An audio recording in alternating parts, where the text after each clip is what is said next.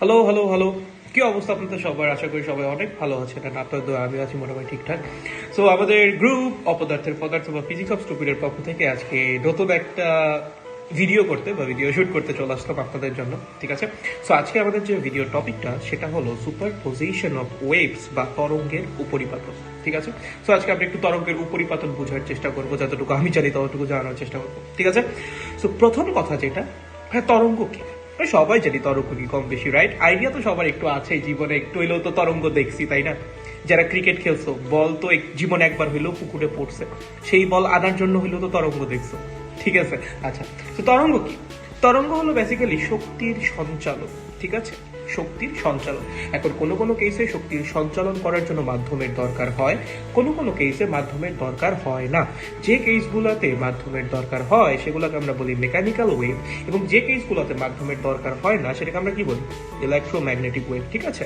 So এখানে আমরা basically mechanical ওয়েভকে refer করতেছি তরঙ্গের উপরিপাতন বোঝানোর জন্য, ওকে? আচ্ছা, so the first question is what is a wave? So এটার অ্যান্সার তো অলরেডি মনে হয় একবার দিলাম বইয়ের মতো করে, তাই না? আপনারা এইভাবে পড়েছেন, বাট এইটার একটা অন্যরকম ব্যাখ্যা বা অন্যরকম এক্সপ্লেনেশনও আছে। সেটা কি?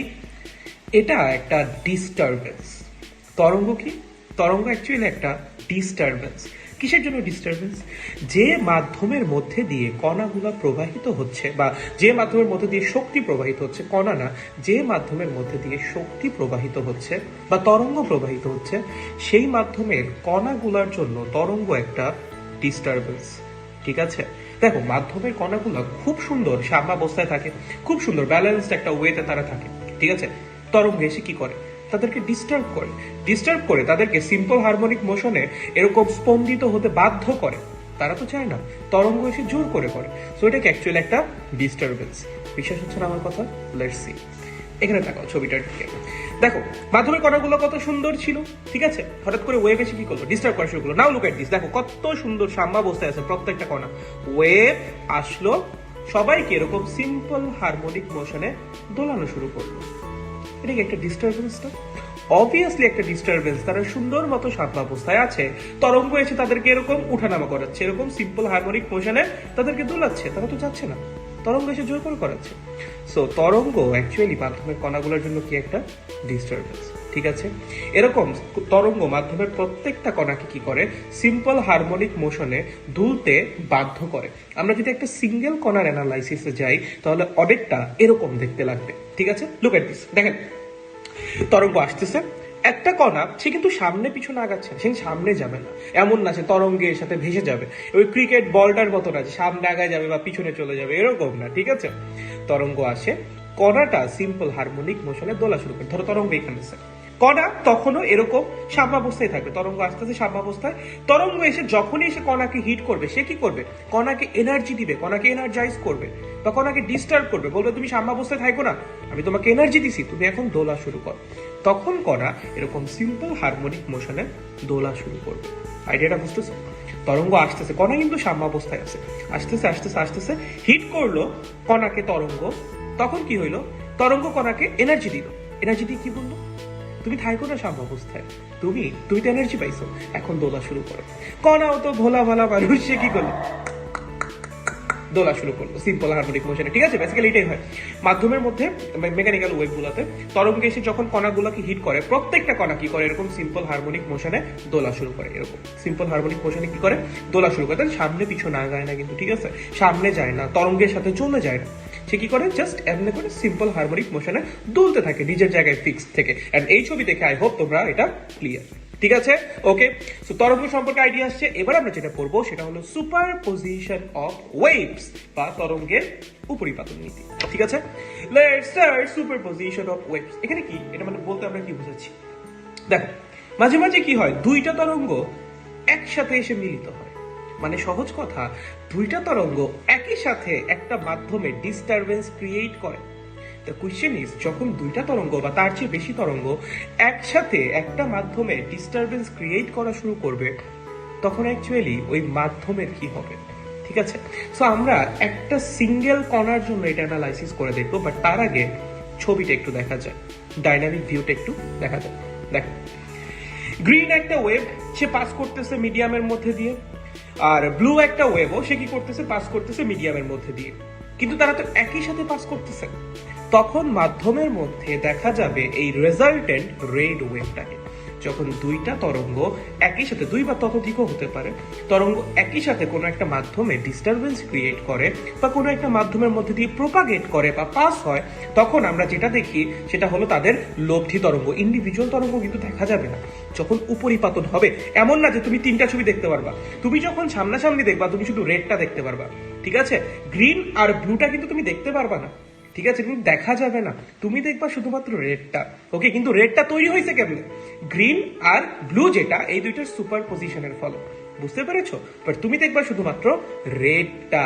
ওকে, এখানে বেসিক্যালি কি হচ্ছে, গ্রিনটা, সবুজটা আর নীলটা দুইজন মিলে একই সাথে মাধ্যমের মধ্যে ডিস্টারবেন্স ক্রিয়েট করতেছে, এবং সেই ক্রিয়েট করা ডিস্টারবেন্সের কারণে প্রত্যেক মাধ্যমের প্রত্যেকটা কণার কি হচ্ছে, ইন্ডিভিজুয়াল একটা ডিসপ্লেসমেন্ট হচ্ছে বা সরণ হচ্ছে। সেই সরণগুলোর ভেক্টর সামেশন করে আমরা যে গ্রাফটা পাচ্ছি সেটাই হলো আমাদের লব্ধি তরঙ্গ লালটা। কঠিন লাগতেছে? চলো বোঝা যায়। ধরো কোনো একটা নির্দিষ্ট সময়ে এই যে যে জিনিসটা হচ্ছে সেটার ছবিটা এরকম, কোনো একটা নির্দিষ্ট সময়ে তরঙ্গগুলো এইভাবে আছে, ঠিক আছে? তার মানে নীল আর সবুজটার মধ্যে কি হচ্ছে, উপরিপাতন হচ্ছে।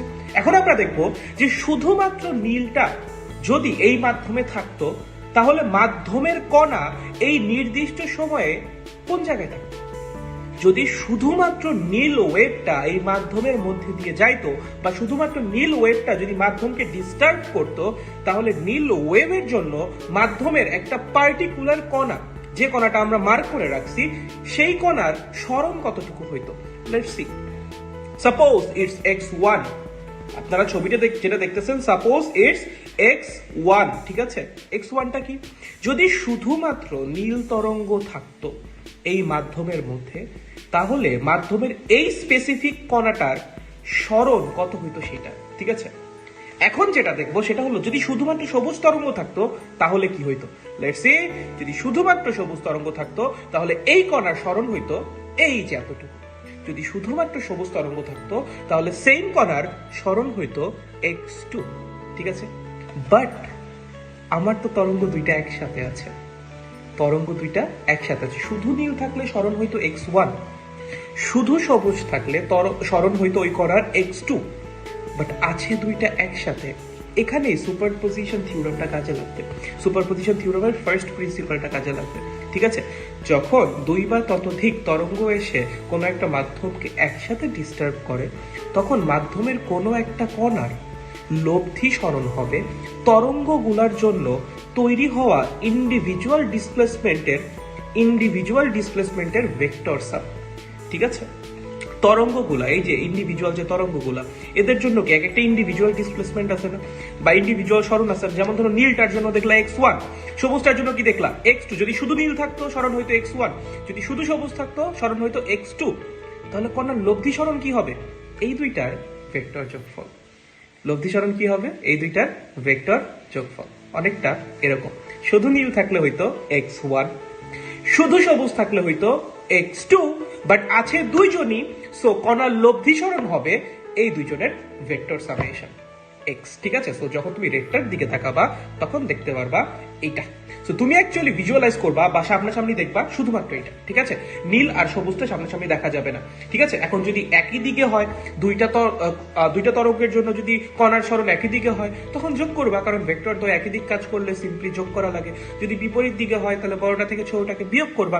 যদি অ্যাঙ্গেল ক্রিয়েট করে হয়, দেন ভেক্টরের formula √p² + q² + 2pq cos alpha দিয়ে বের করবা যে লব্ধি সরণ কোন দিকে হবে। বুঝতে পেরেছেন? সো এটাই ফার্স্ট প্রিন্সিপাল। যখন কোনো একটা মাধ্যমের মধ্যে দিয়ে একাধিক তরঙ্গ একসাথে প্রপাগেট করে, তখন কণার সরণ এইভাবে বের করা লাগে, ঠিক আছে? এই লব্ধির কনসেপ্ট দিয়ে, যে প্রত্যেকটা তরঙ্গের জন্য ইন্ডিভিজুয়ালি কি সরণ হচ্ছে, লব্ধি সরণ হবে সবগুলা ইন্ডিভিজুয়াল সরণের ভেক্টর সামেশন। বুঝছেন? ঠিক আছে? এটা কখন অ্যাপ্লিকেবল? যখন সুপারপজিশন হবে তখন। সো সুপারপজিশন থিওরেম যেটা, সেটার ফার্স্ট যে প্রিন্সিপালটা, সেটা কখন অ্যাপ্লিকেবল হয়? যখন সুপারপজিশনটা হয় তখন। বাট সুপারপজিশন তো একটা সময় শেষ হয়ে যাবে, তরঙ্গগুলো আসতেছে, এসে সুপারপজিশন ঘটাচ্ছে, তারপর কি তারা চলে যাবে না? প্রশ্ন হলো যখন সুপারপজিশন শেষ হবে তখন কি হবে? এবং সেটা নিয়ে আমাদের সেকেন্ড প্রিন্সিপাল।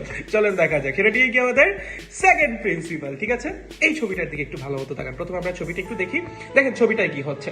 দেখেন আমার এই তরঙ্গটা এইদিকে আসতেছে, ঠিক আছে, এই তরঙ্গটা এইদিকে আসতেছে, এখনো আসতেছে, এখনো আসতেছে। দেখেন এই যে এই জায়গাটায় তাদের কি হয়েছে, তাদের সুপার পজিশন হয়েছে, তাদের কি হয়েছে, সুপার পজিশন হয়েছে, রাইট, তাদের উপরিপাতন হয়েছে। তো এখানে আমাদের ফার্স্ট প্রিন্সিপালটা কাজে লাগবে, যেটা মাত্র শিখে। সুপার পজিশন শেষ হওয়ার পর কি হবে? যখন সুপার পজিশন শেষ হয়ে যাবে তখন কি হবে? সুপার পজিশন শেষ হওয়ার পর প্রত্যেকটা ইন্ডিভিজুয়াল তরঙ্গ তাদের ইন্ডিভিজুয়াল বৈশিষ্ট্য নিয়ে যার যার দিকে প্রপাগেট করবে বা সঞ্চালিত হবে। তাদের নিজস্ব বৈশিষ্ট্যে কোনো রকম চেঞ্জ আসবে না। উপরিপাতনের আগে তাদের যা যা বৈশিষ্ট্য ছিল প্রত্যেকটা বৈশিষ্ট্য হুবহু সেম থাকবে। উপরিপাতনের তরঙ্গের ইন্ডিভিজুয়াল বৈশিষ্ট্যের উপর কোনো প্রভাব নাই। উপরিপাতন যখন হবে প্রথম প্রিন্সিপাল মেনে চলবে, যখন উপরিপাতন শেষ হবে তরঙ্গগুলো তাদের ইন্ডিভিজুয়াল বৈশিষ্ট্য যেটা উপরিপাতনের আগে ছিল সেটা নিয়েই যার যার মতো যেদিক যাচ্ছিল সেদিকে যাইতে থাকবে। পরের ছবিটাতে সেটাই দেখানো হচ্ছে, যেদিক যাচ্ছিল সেদিক যাইতে থাকবে। তাদের ইন্ডিভিজুয়াল ক্যারেক্টারিস্টিক্সে কোনো চেঞ্জ আসবে না। ঠিক আছে, তাদের ইন্ডিভিজুয়াল বৈশিষ্ট্যে কোনো চেঞ্জ আসবে না। বুঝতে পেরেছো কি বললাম? ইন্ডিভিজুয়াল বৈশিষ্ট্যে কোনো চেঞ্জ আসবে না, এটাই সেকেন্ড প্রিন্সিপাল। ঠিক আছে, তো চাইলে একটু দেখে নেন তাহলে বুঝতে পারবেন। দেখেন যখন উপরিপাতন হচ্ছে, এই যে এই জায়গাটায় দেখবেন উপরিপাতন তাদের মধ্যে হবে, এই যে জায়গাটায় যখন উপরিপাতন হচ্ছে তখন প্রথম প্রিন্সিপাল মেনে চলতেছে। বাট যখন উপরিপাতন শেষ হবে তারা যার যার মতো বৈশিষ্ট্য রেখে যার যার দিকে প্রপাগেট করবে, কোনো চেঞ্জ এখানে আসবে না। ঠিক আছে, সো এই তো আমাদের উপরিপাতনের প্রথম আর দ্বিতীয় নীতি। ঠিক আছে, first and second principal. So প্রথমটা কখন খাটবে? যখন উপরিপাতন হবে তখন। আর সেকেন্ডটা কখন খাটবে? যখন উপরিপাতন শেষ হবে তখন। ঠিক আছে, সো এতক্ষণ ধরে ধৈর্য ধরে দেখার জন্য ধন্যবাদ। আর যারা এখন আমাদের ইউটিউব চ্যানেল সাবস্ক্রাইব করেন করে রাখেন, এরকম কন্টেন্ট আমরা রেগুলারলি দেওয়ার চেষ্টা করব। ঠিক আছে, যতটা সম্ভব আমাদের পক্ষে করা যায়। ঠিক আছে, আর আমাদের গ্রুপে ফিজিক্স অফ স্টুপিড গ্রুপে বা অপদার্থের পদার্থ গ্রুপে 4টা করে ফ্রি লাইভ ক্লাস হচ্ছে প্রতি সপ্তাহেই। সো দয়া করে আমাদের সাথে থাকার চেষ্টা করেন। Will try to do our best for you guys. ঠিক আছে, তো সবাই ভালো থাকেন, সুস্থ থাকেন। আজকের মতো এখানেই শেষ।